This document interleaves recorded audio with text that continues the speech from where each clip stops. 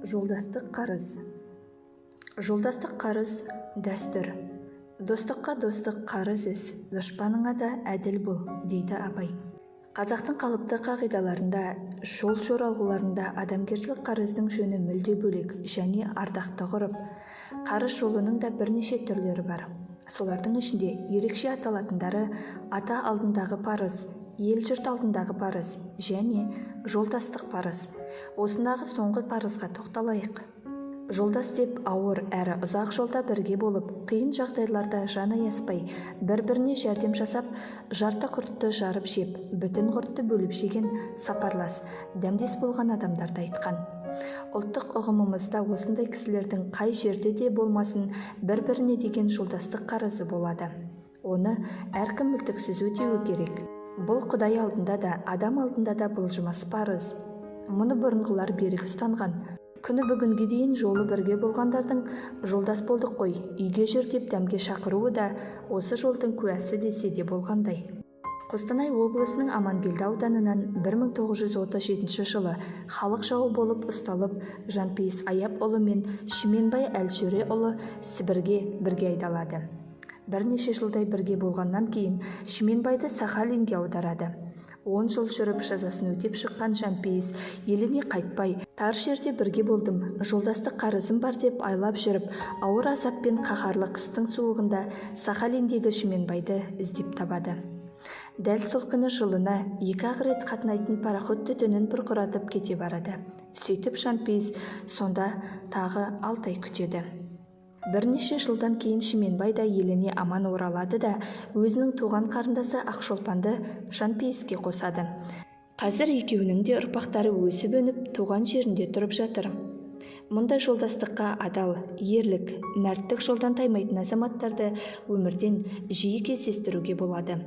1930 жылдары айдауда жүрген Ахмет Байтұрсынұлына Әлихан Бөкейханов қаражат жіберіп тұрған.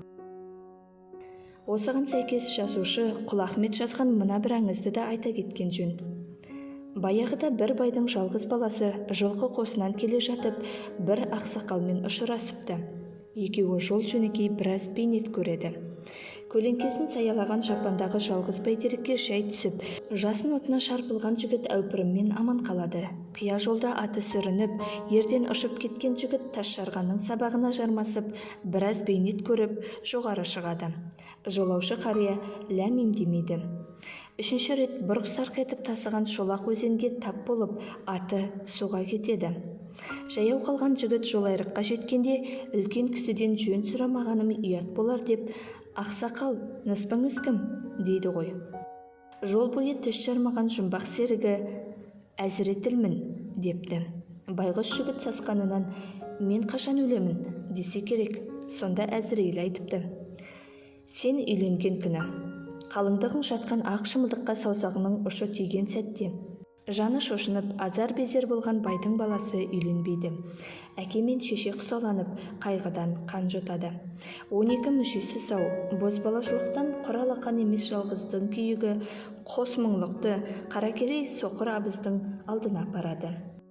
Аягөздің ені тар, қысаңқы бір орамын таңдап, 2 үй тіктіріп, елсізде Қаракерей соқыр абызбайдың баласымен 2 жағалауда тұрып сөйлеседі. Мән-жайға қаныққан соң бір ауыз сөз үйретеді. 30-дан асқан жалғыздың тойына дуан ел жиналады. Жігіт құпиясынан бейхабар жұрт мәре-сәре. Отау үйдің табалдырығынан жүрексіне аттаған жас күйеу шаңыраққа қараса, күлдіреу ішінде Әзірейіл отыр. «Дат» депті жүрегін тоқтатқан жігіт. «Айт» депті Әзірейіл, «жолдастық қарызымды бер. Енді 45 жылдан кейін келемін» деп періште ұшып кете барыпты. Әрине аңыз, бірақ жолдастық парыз бен қарыз туралы ғажайып әфсана.